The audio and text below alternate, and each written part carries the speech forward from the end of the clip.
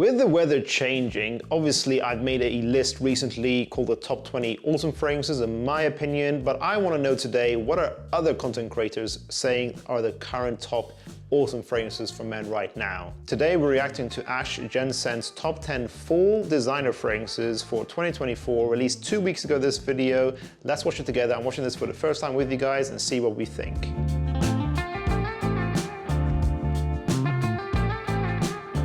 Hey friends, how's it going? Ash here. Welcome back to Gents. Hope that you guys are doing well. Summer is rapidly drawing to a close, at least here in the Northern Hemisphere, and you know what that means. It means I've got to change out those 5 fragrances back there. I mean, guys, I don't really change my background based on the season. I'm just very much lazy, I think, maybe. Do you think I should change my background now that it's getting colder?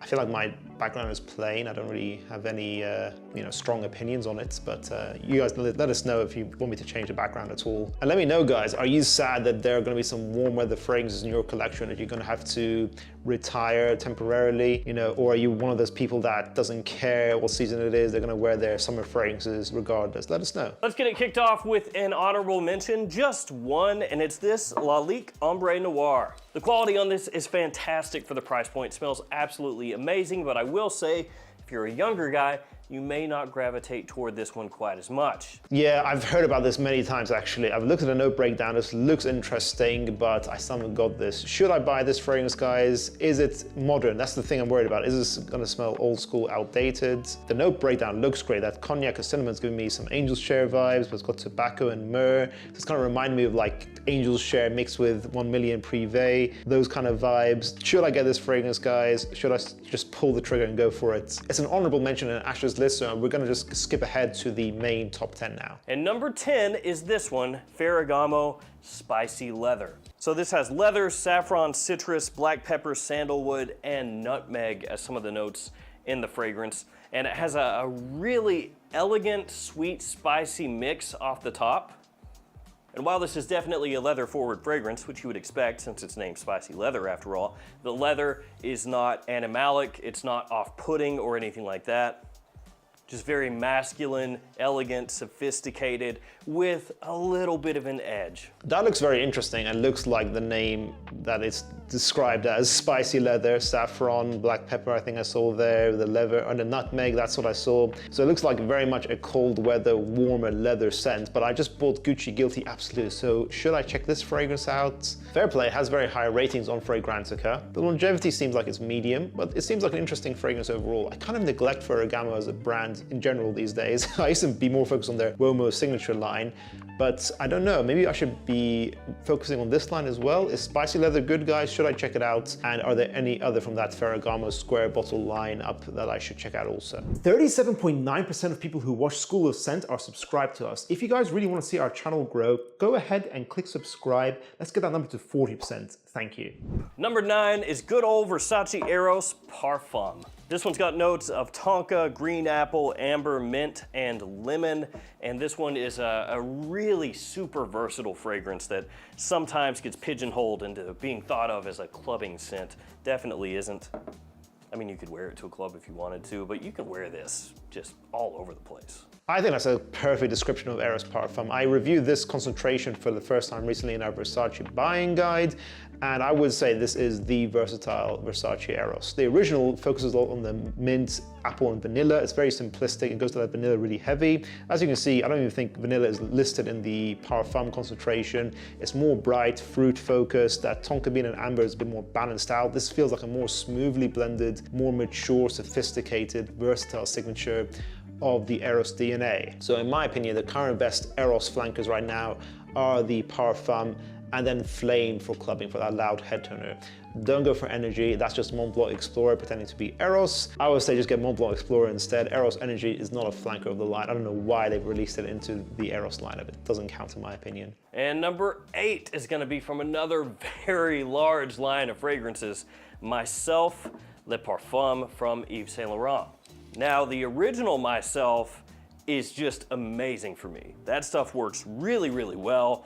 I can wear that pretty much anywhere, anytime, and know that people are gonna love how I smell. So I have an issue with myself. I'm sure Ash is not wrong. It's a very safe fragrance. To me, I always kind of saw like Sauvage, the idea of it had its character taken away. It became more of like a unisex, musky, white floral, citrus and broxen scent. So, okay, great, they've released a unisex signature. Hopefully it sells well for YSL, why not? But I do not like it personally. And as a collector, I can't just tell you guys, oh yeah, go for something that everyone will like, it's gonna be safe. If we're collectors, we're going for something a bit more interesting. Myself is not very nuanced, and apparently the Le Parfum, it smells very similar to the original. I haven't smelled it. Maybe it's better, guys. Do you think I should give it another chance? I know some people love this flanker, but I was really uninspired by the original.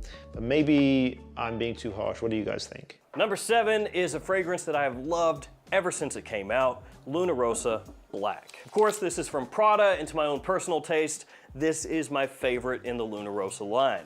It's not the most popular, that would be Luna Rossa Ocean, but it's my favorite. So this one has tonka, amber, angelica, bergamot, and patchouli as some of the notes in the fragrance. Reminds me a bit of some discontinued scents, Bvlgari Black, Midnight in Paris from Van Cleef & Arpels, kind of in that style. Interesting that he compared it to Man in Black. I've never seen that comparison before, but I can kind of understand it. They're both dark fragrances, date night fragrances. Prada Luna Rossa Black to me is a very unique scent. It's very strange to describe. It's sort of like a dark, rubbery suntan lotion is how I would describe it. It's very dark, tonka heavy, definitely. But I can't really understand what notes are in it. It feels like there's a little synthetics in there that smell really pleasant. It smells dark, handsome, very safe to wear overall, but unique in its own way. It's a simplistic scent, but a unique scent. So it's a cool fragrance, a cool designer release.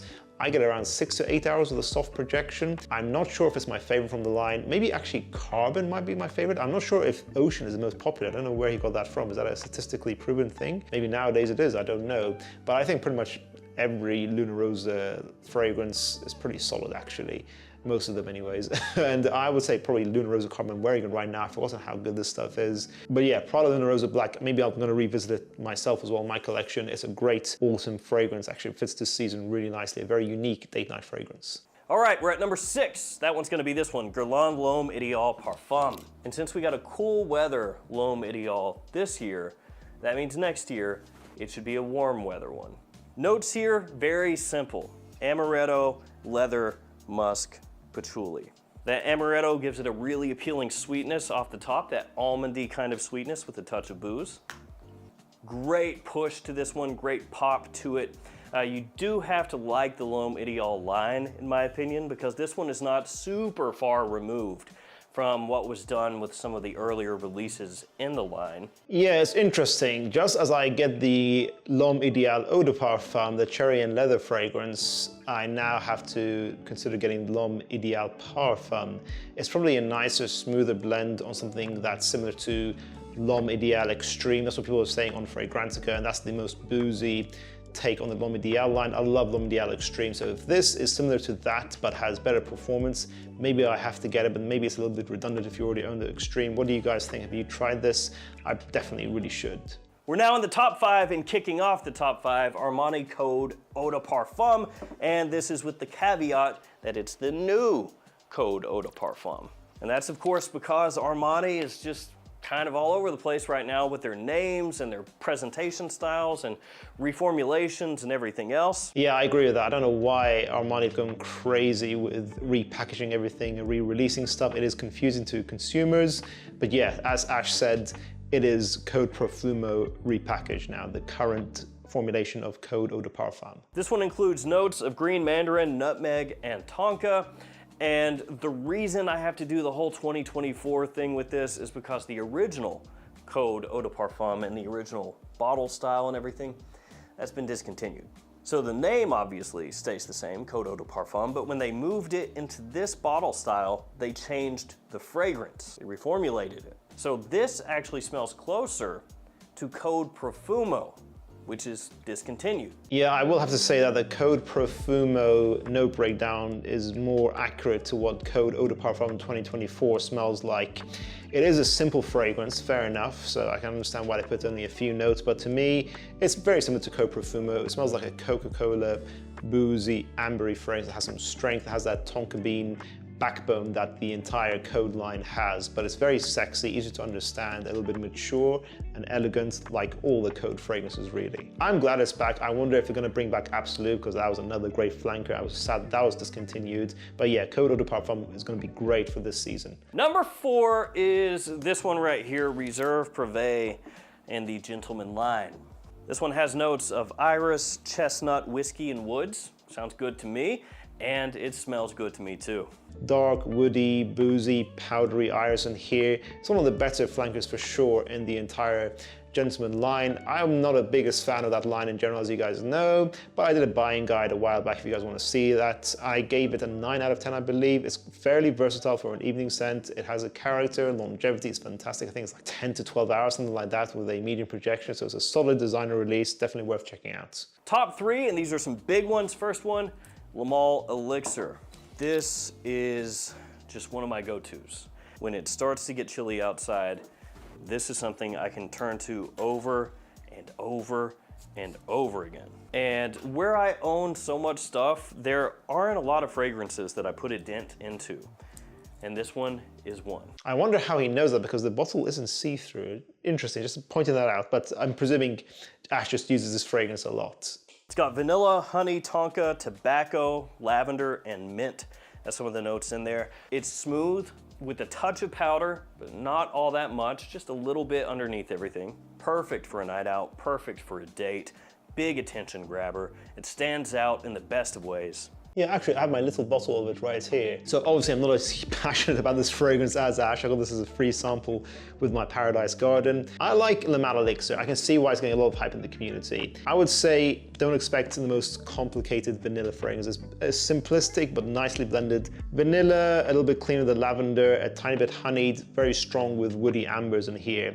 I don't really think it has that much resemblance to the original, to be honest with you. I'm not even sure if it really matters now at this point with the naming because this is so different. This is a lot more modern, but I do think it's great for clubbing. It's a loud vanilla fragrance that's very smooth. So I pretty much agree with Ash, what he's saying there. I will say a similar scent to this is something like Scandal Absolu, the new gold bottle, not in the scent profile, but in that same idea. It's very well blended, but also simplistic. Plum, ambery notes, some woody notes in there as well, the best out of the Scandal line. So very good, solid releases from Jean-Paul Gaultier. They know what kind of brand they want to be, and they are consistent with the releases they're making right now. So this is a great scent, definitely a head turner. I agree with Ash. Number 2, Born in Roma Intense. Vanilla, lavender, and vetiver, some of the notes in this one. And this is a fragrance that I think perfectly walks that line of sweetness. It's got a little aromatic touch to it, some woodiness underneath, of course, the vetiver, but then that vanilla, that's one of the focal points, or really the focal point. I don't like people's reviews of this line because I just don't think the note breakdown actually describes what they smell like. To me, Born in Roma Intense is fruity bubblegum with a woody ambery touch, almost like the bubblegum DNA of modern times had a baby with stronger with you, but it's balanced and fresh overall. Has the freshness and sweetness counterplaying each other very nicely. I will say go for Coral Fantasy instead. It has similar performance, around 6 hours with a medium projection, but it's got a bit more character with the red apple notes in there, so it's a bit more fruity and playful. However, I don't think you need to own more than one Valentino Born in Roma flanker. They all kind of serve a similar function. They're all very mass appealing, very easy to like. Not the best performance, any of them really, but they're good mass appealing fragrances for sure. And for number 1, another Jean-Paul Gaultier. It is Scandal Absolu. That is funny how I was just talking about this and now here it is in the video. New fragrance for this year, and this is one that I've worn off and on a little bit since it came out, but I've been waiting for it to chill out, for the weather to get cool again, to start wearing this more. Note breakdown, super simple. Not a big fan of that, but what are you gonna do? Mirabelle Plum, Chestnut, Sandalwood. That's it. It's gonna remind you a little bit of the other Scandal fragrances, but less aromatic, a little more sweetness. You could also find some similarities to some other things out there, 1 Million Lucky, some of the Stronger With You fragrances, stuff like that. And you guys will notice nowadays, I feel like Stronger With You has really influenced a lot of fragrance releases. Companies must have seen how successful that line was and now are replicating it in their own way, sort of like how Sauvage took the world by storm, as well as Sauvage Elixir. Ultimately though, it's doing its own thing and it smells amazing. The performance is great. The compliment factor is huge. You do have to like warm, sweet fragrances, but right now, that's the big seller. Honestly, I would say it's perfectly balanced for the autumn time. It does have enough aromatics in there to balance out that warm ambery chestnut feeling of the fragrance. This is a very good flanker, as I said. I give it a 9 out of 10. I think it has enough wearability as well to be worn in the winter and the springtime. And I agree with Ash. I got maybe 10 to 12 hours of medium projection, a very solid performer. So there we go, guys. There's my top 10. Thank you all so much for hanging out with me. Let me know in the comments what you're planning on wearing. Really good list. Obviously, we've had to cut a lot of the video out, guys, so we'll leave a link to the original video in the video description down below. Go ahead and subscribe to Ash. He's one of the best channels, of course, in the community. I really like his top 10. They are a good combination of the classics as well as the newer stuff, and the good newer stuff as well, the really solid releases. I'm not a big fan of myself still, maybe I'll be turned around soon, but things like Le Mal Elixir, the new L'Homme Parfum, which is getting a lot of hype, as well as the Scandal Absolu, some new releases in there that are going to be big hitters this coming season. Let us know, guys, what are some awesome fragrances or fall fragrances you're looking forward to wearing the most this upcoming cool weather period? Let us know in the comments down below, guys. Let us know what you thought of Ash's list. If you guys enjoyed this video, make sure to check out our previous reaction video to Ash up here. I'll see you guys in the next one. Bye.